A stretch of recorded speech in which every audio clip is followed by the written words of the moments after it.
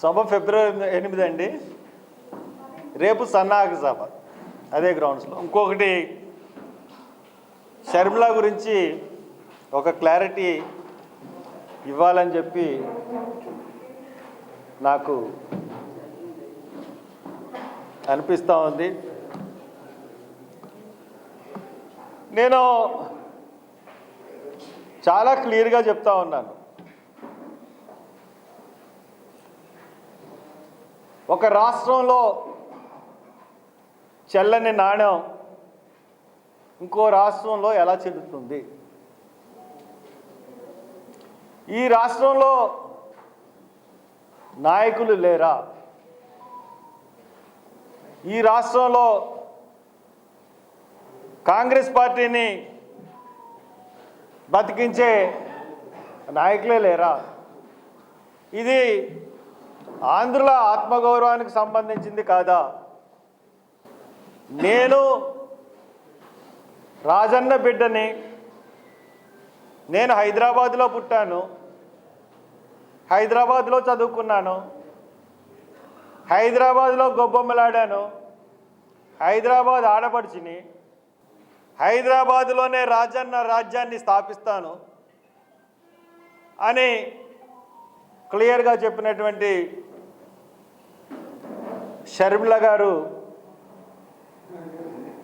హైదరాబాదులో ఎన్నికలు వచ్చేటప్పటికి ఎన్నికల్లో పోటీ చేయలేని పరిస్థితిని ఎదుర్కొన్నారు. కాంగ్రెస్కి బేషరతుగా సపోర్ట్ చేశారు, సంతోషం. కారణం ఏంటంటే అక్కడ కాంగ్రెస్ లీడర్స్ ఎవరు కూడా షర్మిల గారిని ఆమోదించలేదు. ఒకవేళ ఆమోదించినట్లయితే బేషరతుగా ఆవిడకి ఒక్క స్టేజ్ మీదన్నా సరే హైదరాబాద్లో, తెలంగాణలో ఒక స్టేజ్ మీదన్నా మాట్లాడడానికి ఛాన్స్ ఇచ్చేవారు.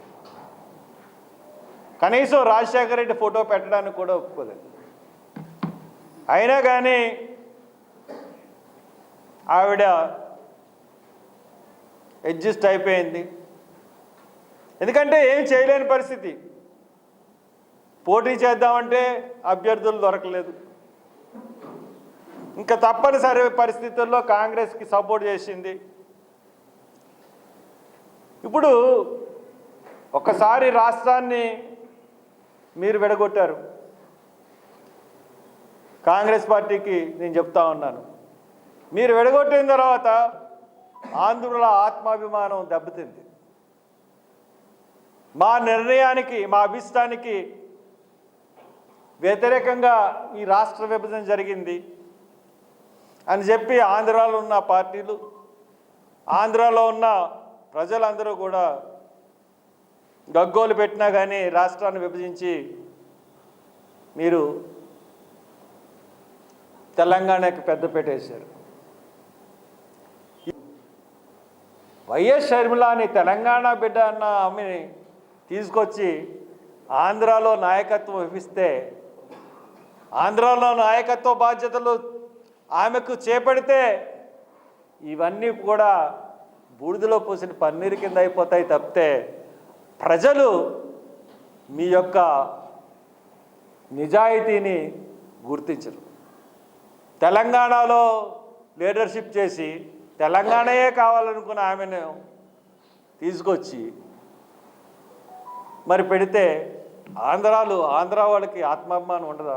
తెలంగాణ లీడర్స్కే మీరు నాయకత్వం ఇస్తారా అని చెప్పి కాంగ్రెస్ని ఖచ్చితంగా ప్రశ్నించే పరిస్థితి వస్తుందని చెప్పి నేను మనవి చేస్తూ ఉన్నాను. ఒక పెళ్లి కార్డు ఇవ్వడానికి వెళ్ళినప్పుడు అన్నా చెల్లెళ్ళ మధ్య కొన్ని సమస్యలు ఉన్నప్పుడు వాళ్ళిద్దరి మధ్య సామరస్య ధోరణి లేకపోయి ఉన్నట్లయితే పెళ్లి కార్డు ఇవ్వడానికి అరగంట సమయం పడుతుందా? అరగంట సమయం ఎందుకు తీసుకున్నారు? ఒక 5 నిమిషాల్లో కార్యక్రమం పూర్తి చేసి వచ్చారు. కానీ ఢిల్లీలో ఏం మాట్లాడాలి, ఢిల్లీలో ఎలా మెలగాలి, కాంగ్రెస్ పెద్దలతో ఎలాగ చేయాలి, అక్కడి నుంచి ఏం హామీలు తీసుకోవాలి అన్నది ట్రైనింగ్ ఇచ్చి పంపించాడు జగన్మోహన్ రెడ్డి.